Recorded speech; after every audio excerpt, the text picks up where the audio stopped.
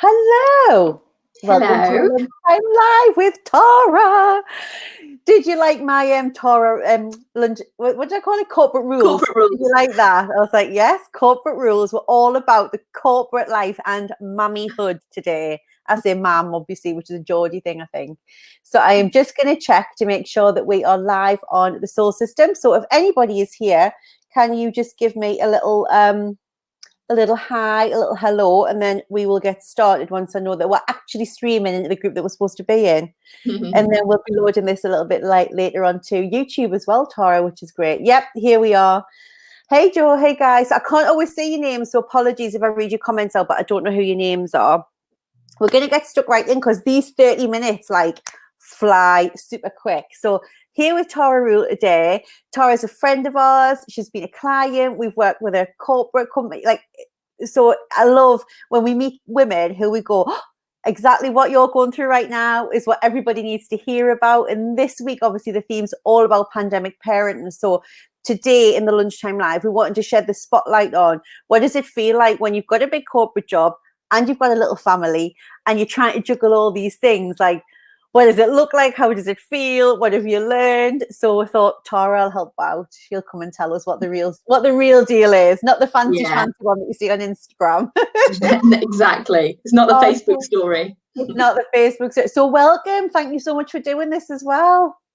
Oh, you're more than welcome. No, I'm really excited. I think when you first asked me, I was just like, oh my, but I'm not an expert. And actually, it's like, no, none of us are. That's kind of the point. So and you're an expert at your own life and your own family. Like I heard somebody say the other week, like an expert is whoever knows the most about that in any room, and you definitely know the most about your family in any room. So you're good.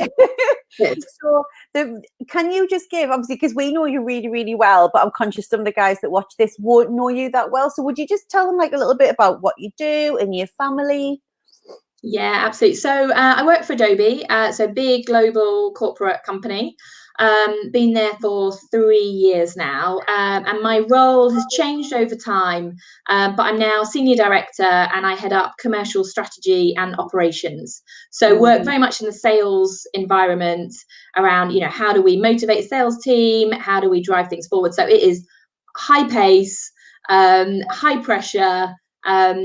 Definitely a fast-paced company, and definitely a fast-paced role. I absolutely love it, but it's definitely proving challenging at the moment when I'm juggling, and I really do. To me, I think it's juggling my full-time job. So although the company is brilliant, at the end of the day, I've still got a full-time job. So trying to juggle that. And then from my home side, I've got 2 amazing daughters. So I've got Sophia, who is 9, and Amelia, who is 6. So 2 amazing girls. They love each other and hate each other all at the same time. So they can go from rolling around embracing to literally tearing at each other's hair within seconds. So got the fun of that. I think that's standard with girls, isn't it? And I don't think it gets better as you get older. No. Exactly. And then live with my husband, amazing husband. He's working full time as well. He is definitely taken on more than his fair share. I could definitely not say this is 100% equal. It's he's absolutely amazing. Like even now he's said, right, I'm taking the kids out for a picnic, so at least they're out of the house. So for once I won't have that knock knock knock. So a bit of teamwork is going on, which it's lovely, isn't it? Because that's what this is bringing out, a lot of that with our married couples as well. I mean, I'm sure not in all cases, but definitely for me it's been amazing seeing my husband step up and doing homeschooling and all stuff that normally would be me driving. So but your job is crazy. So it's a big job anyway. You're normally traveling all over the place, like on a weekly basis pretty much. And it's also one of the few areas of business that actually has gotten busier rather than it kind of gone quiet. So it's not like you sitting home just doing like a few morning meetings and having a chit chat. Like it's been full on. Yeah, absolutely. Really, really full on. So we've got some great products. So people are now at home buying more of our products, which is amazing. But it just means that pace has absolutely continued. There's none of this, okay, let's sit back and take it easy. So definitely kind of high pace. I've got a team of around 20 people as well. So you're trying to keep those that kind of people motivated as well. We kind of went at the beginning when lockdown happened. there was a real kind of overkill of communication. So everybody, right, let's check in. And now we've kind of got into a new normal. So I have a team call every other week with all of my team, and it's just a really relaxed check-in. How are we all feeling? Trying to get people engaged, everyone having their videos on. So just trying to go, how are we all coping? Because we've got a whole mix of people, single parents looking after their children, some people living by themselves, and everyone's finding it difficult no matter what your situation. And I think that's what's really resonated with me. Just I've lent on my friends a lot, like my closest friends. I couldn't have done the last couple of months without them. Just knowing that you've got somebody that you can go, oh my God, this is happening right now. And to have a friendly face come back going, I know exactly how you feel, or I've been through the same, or don't worry, it's normal. That has been absolutely invaluable to me. Oh, definitely. Where would we be without the girlfriends, eh? And just tell us about your, because this is like 8 weeks in or something now. So what like was your journey, like your thought process when this first happened? Because it's great now seeing you sit, you look all calm, but you didn't feel like that, did you, at the beginning? You were like the rest of us going, what? Yeah, exactly. So I think I probably had a little bit of a delayed reaction, because I'm really fortunate that I've got a nanny who normally is here. So we started working from home. Our company was slightly early working from home. So I had 3 days working from home going, this will be fine. I've got my nanny, I can do my full-time job. And I had 3 days of ignorant bliss. And then Boris announced everyone needs to stay at home. And suddenly I had no childcare. So I think I was kind of slightly delayed. I was in that false sense of security that going, I'll be okay. And then I went in the space of like an hour going, I'm no longer okay. Do you know what it really reminds me of, though? On Sex and the City, when they're all on the second film, when they're all accusing Harry of fancying the nanny. She's like, don't take the nanny. Like, not the nanny. I don't mind about the pandemic, but let me keep the nanny.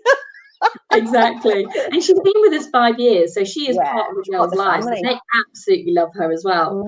So yes, I had a slightly delayed reaction, but then I got really anxious.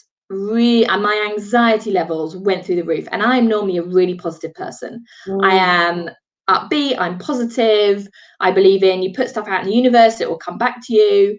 And I had a real low. But then on top of the anxiety, I then had guilt, because I literally was like, what right do I have to feel anxious? I've got a garden, I've got a job that's still paying a salary, I've got my health. Like, why should I feel anxious? And that was even harder to cope with, going, I now feel guilty. And I've spoken to so many people that have that sense of guilt, going, I'm so much better off than so-and-so. And it's amazing. I've spoken to people that have got no children, and again, they're saying, what right do I have to feel anxious? People that are co-parenting, going, what right do I have to feel like this? I've only got the kids half the time. No matter all of our situations, I think that's kind of come out, going, actually, everyone's suffering from anxiety, and everyone's suffering from that guilt as well. Everybody we've spoken to says they feel anxious or worried or just a bit sick, like you're having a day with, and it's like, I've got no right to have that. And it's like, you've got your right to have your feelings. And how somebody up the road's dealing with it isn't going to make you feel better or worse on any given day. Like, it's okay to feel the feels. Yeah, absolutely. So then what happened then? How did you find your flow? What was your parenting schedule looking like once the nanny gone? Like, what did you do?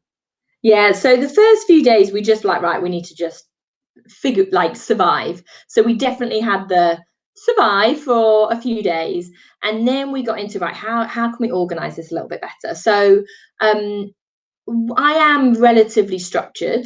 So I and my husband and I, we organize things through our calendars. So for example, if we've got a night out, we'll put it in each other's diaries, so an invite, so we've always up to date on who's doing what. So I did that for our kind of times of who's looking after the children. So literally I have my diary. I won't, if I could share my screen, I wouldn't, because it's just too scary. It would freak some people You out. showed me. I was like, Yeah, I love it. Cheryl would love this. exactly. So it's like, 7 till 9, my husband working, 9 till 11, me working, 11 till whenever my husband working, and trying to kind of be organized each day.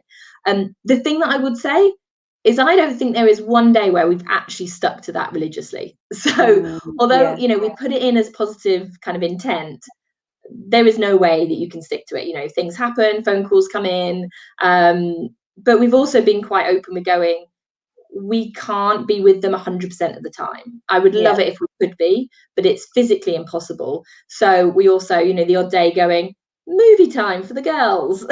And when we're there both going, nope, they're going to have screen time. And I think at first I felt a bit guilty whenever they had screen time. It was going, oh, really? Actually, it's a way of life. It has to happen. And it's funny, actually. So just before I joined this call, my girls came in and wished me luck.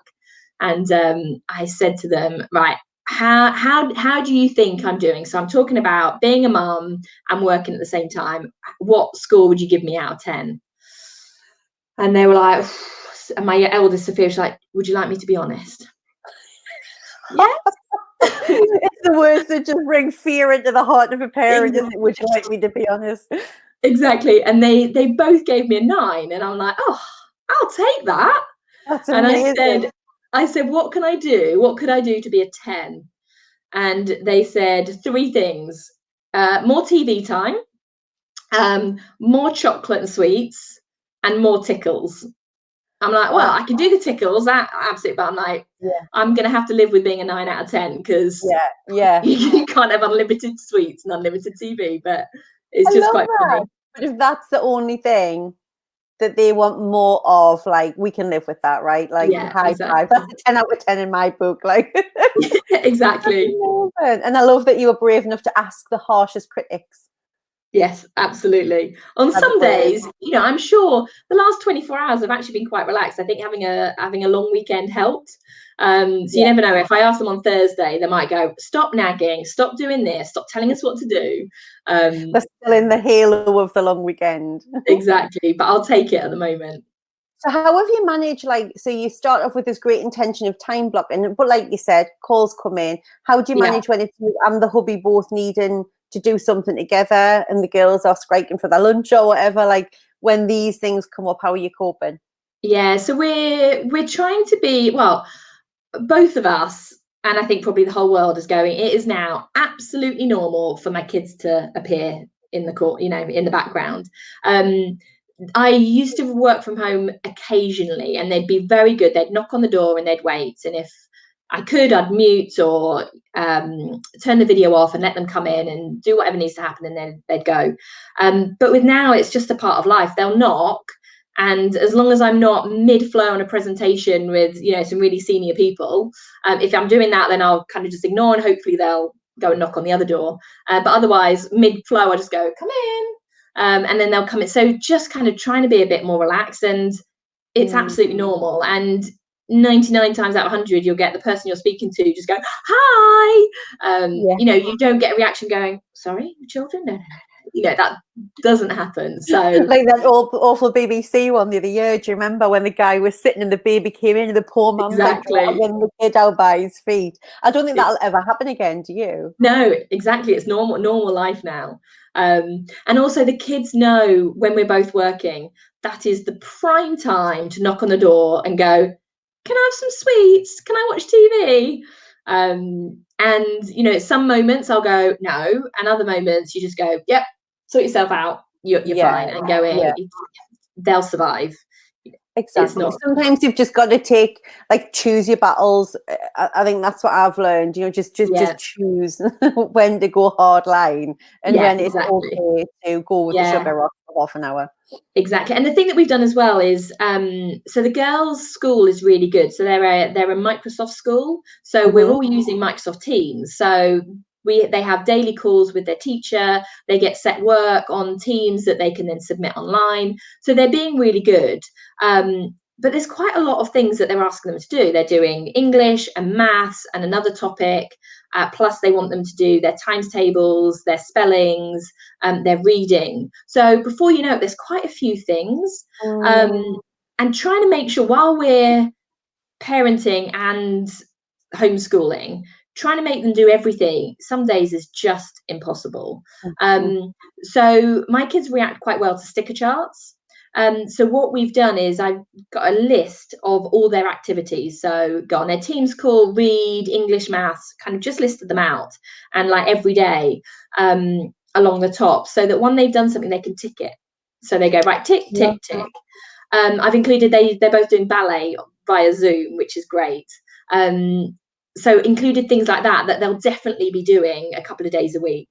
And when I first did it, they were like, right, how many do I need to get each day? I was like, it doesn't matter.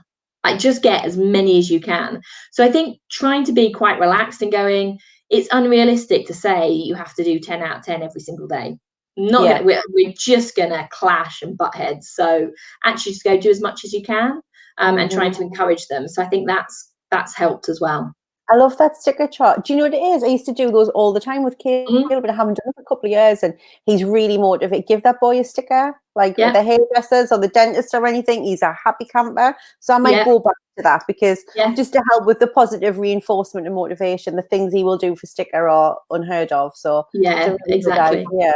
What else have you found really work then? Like, so we had one day where you look back, and the thing that I find quite funny is, in the moment you could be so emotional and go, oh, the day's been awful, and you look back 3 days later and go, can't remember what we argued about, can't remember what happened. So it kind of goes to show just how insignificant sometimes it is. But we had one day where we were all just really quite angst. You know, there was lots of arguing, lots of shouting, lots of nagging.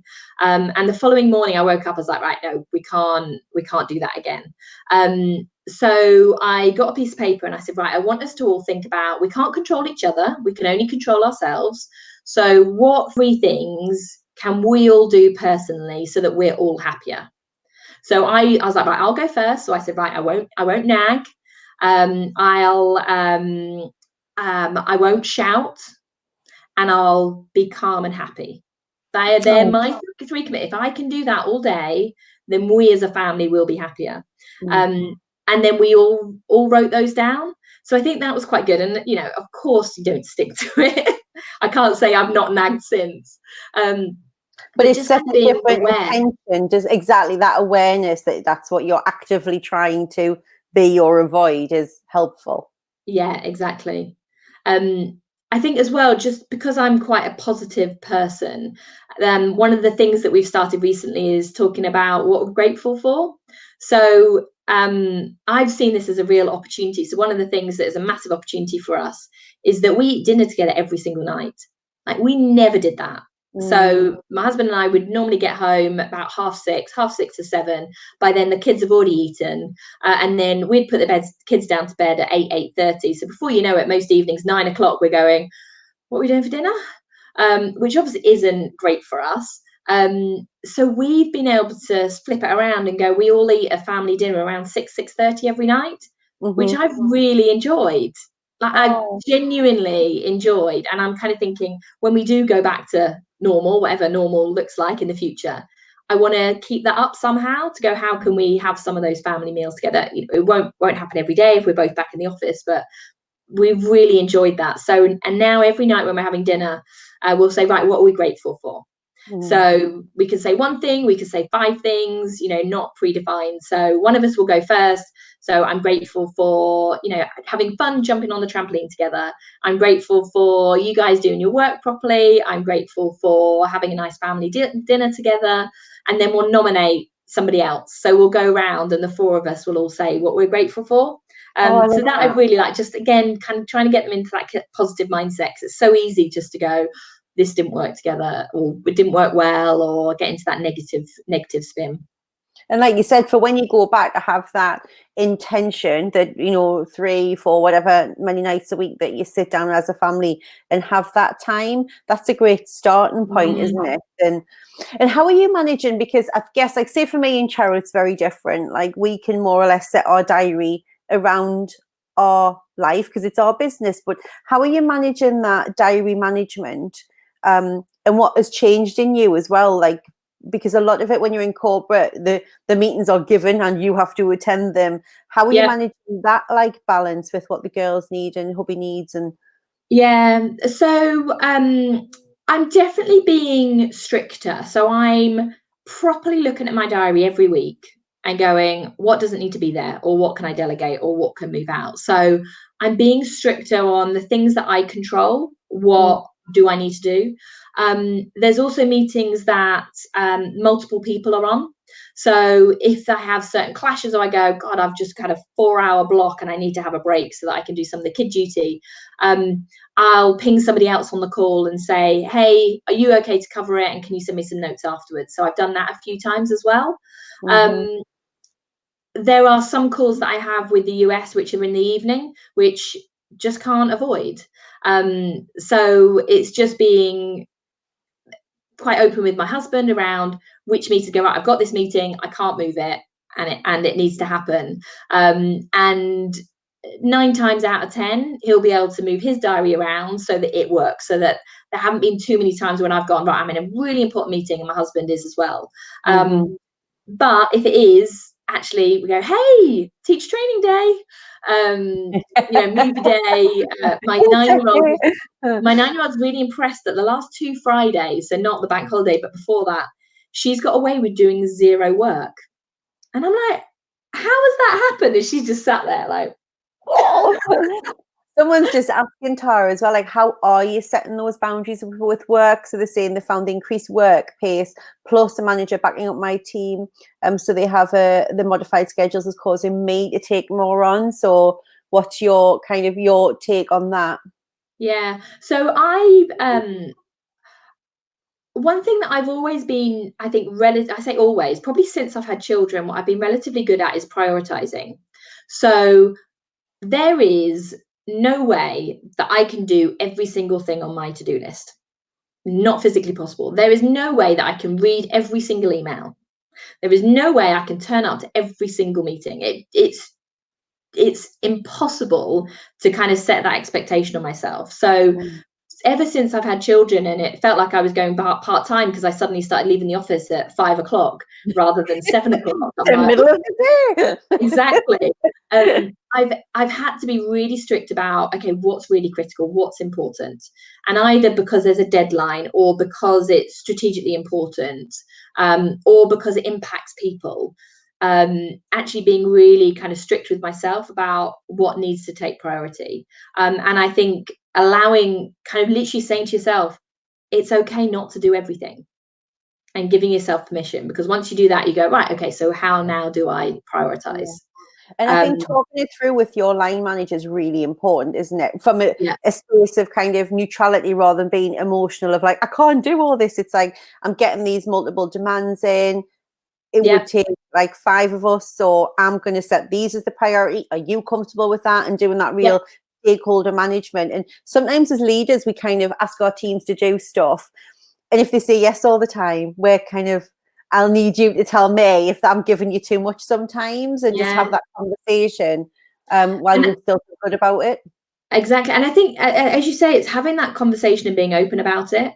So there is no way that if somebody came to me and said, hey, I'm juggling these 3 priorities and I physically can't do it, there's no way I'd go, tough, you have to do them all. Deal with it. Yeah. It's just not how human beings are. If they didn't tell me and suddenly I found out after the time that everything got dropped, of course I'd be like, right, well, seriously, what happened there? So I think actually being open with people beforehand. I have to say, my boss is brilliant. She's really supportive. And she understands that I'm juggling stuff. So even this morning, as my kids walking, she's like, hey, oh, what are you wearing today? Engaging my kids rather than being a kind of, why are they here? It's not your work Exactly. And even last week, so we had a call at 9 a.m. and she was like, "How are you?" And it's over video, and I was like, she's like, "What's up?" And I was like, just annoyed. And as I look back now, I can't remember what it was about, but both children had done something which really pressed my buttons. So it meant that 9 a.m. I was like, and she went, "Right, get your phone, hang up, go outside for a walk, phone me on the phone, and we'll do our catch up while you're walking around the block." So, oh, yeah, I suppose I can do that. And that was really nice, just going and getting some fresh air. And it's not something that I've proactively done since, but there are other calls where I've gone, I could probably do that walking around. I don't have to be sat at my computer for every single conversation I'm having. Well, we noticed this actually, because we would have maybe 50-50 where we do a lot on video, obviously Cheryl and I, but we'd have some phone calls. And now I had a phone call this morning. It was really weird, because now it's like you feel compelled to Zoom everybody. And like you said, sitting more than you were before when you would walk around and have your catch-ups. Yeah, exactly. What else is working really well for the family then? Like, what are the tips? Like, what would be the top things that you would share? I think my top tips would be try and see how you can have a little bit of fun. So me and my daughters have decided to become TikTok sensations. So Tara Rule 1, 2, 3. In the group. I'll need them posting in the group. I currently have 6 followers. But actually we've done some TikToks as the kids, so we'll sit there, watch them together. They're not allowed to look at it by themselves, but we'll sit and watch a few. On some that I think are a bit inappropriate, I'm like, right, kind of quick. But there are loads of like challenges, like dancing challenges, which actually take quite a long time to practice. So you could easily kill an hour of really good fun, having a laugh, going, right, we're going to create our own TikTok video. I've posted them, but friends of mine that are doing it as well, they're just doing it for their own views. So it's not like you have to do it and put it out in the world. You can actually just go, no, it's only for people that are private and stuff. So that, I think, just trying to be a bit relaxed and have a bit of fun, I think that is definitely the only way forward through this time. And I think one of the things I'd say is there is no right answer. So I'm assuming most people that are watching this are parents. And you'll remember when you had your first baby, everybody gave you different advice. So, oh, you've got to breastfeed. Oh, they're fine giving the bottle. Oh, you've got to give the bottle by 6 weeks, otherwise they won't be able to take the bottle. Oh, no bottles until 6 months. It's like, you could ask 100 people their different opinion and everybody would give you a different opinion. And there is no right answer. You've got to just find it yourself to go, right, okay, how does it work with me and my family, and what do I want to do? And I think it's the same with this. I put out going on Facebook and text a few friends going, what would their top tips be? And some of them really resonate with me, and some of them I go, oh God, no, I wouldn't do that. And I think that's the thing, it's just trying to hear as many different things to go, what's right for me and what's right for my family, and having faith that whatever you're doing with your family is the right thing. There is nobody to say you're right or wrong. Think people were saying about getting fresh air, getting exercise. I think that's really good. Somebody said structure, really important to have structure. And somebody else went, don't even think about trying to have a structure. My view is I like to have a structure, but I'm forgiving when the structure goes completely haywire. That's been my whole life.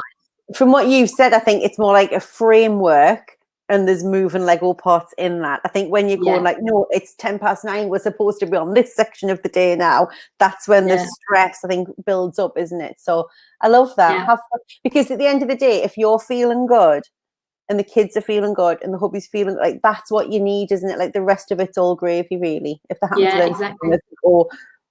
Yeah, and one of my friends said, which I absolutely loved, is there's a saying about managers saying, you'll remember your manager about how they made you feel, not about what they did, how you feel. And actually they said it around your children now, going, when they look back at lockdown in a few years' time, they'll remember how they felt. So actually being mindful and being present with that, going, how are they feeling?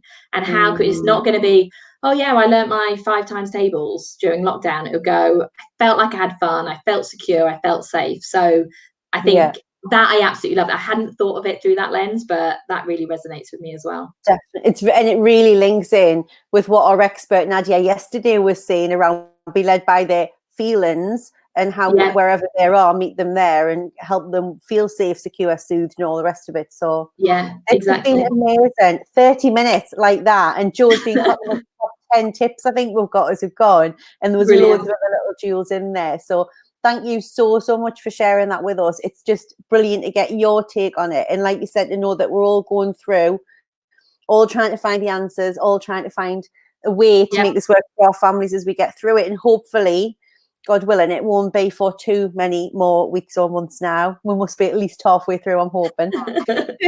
Thank you so much, Tara. You're welcome. I've enjoyed it. Thank you. Thank you. See you later. Bye.